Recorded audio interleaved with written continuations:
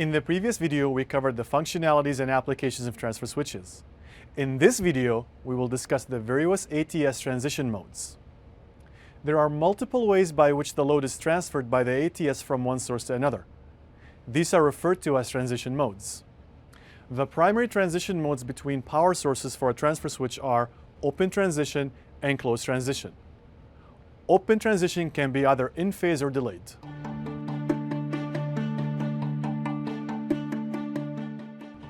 Open transition is known as break before make switching action. With open transition, there will always be some period of time when neither source is connected to the load. In some applications, it is ideal to minimize that period of time, while in other applications, it is good to delay that period of time by choosing delay transition. In a simple open transition operation between two live sources, the connected loads experience power interruption for 50 to 80 milliseconds. This transition type is suitable for resistive and small motor loads less than 20 horsepower.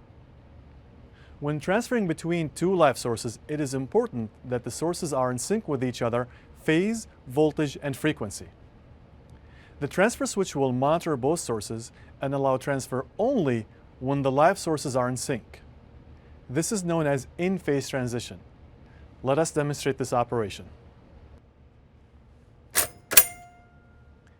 The ATS moves from one live source to another without any time delays or stopping in the center off position. In situations where the loads are large motors or other stored energy devices such as MRI machines, it is recommended to wait for some finite amount of time to allow the residual voltage on the load to decay to a safe level before transferring. This is to avoid causing any damage to the load. Therefore, a time-delayed transfer must be used.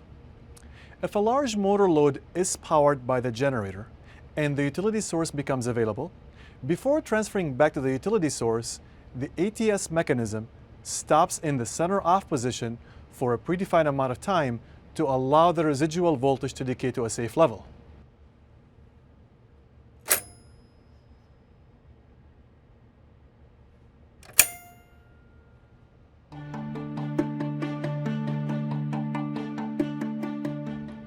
Finally, closed transition transfer, also known as make before break, offers uninterrupted transfer of the load by momentarily paralleling between both live sources for less than 100 milliseconds.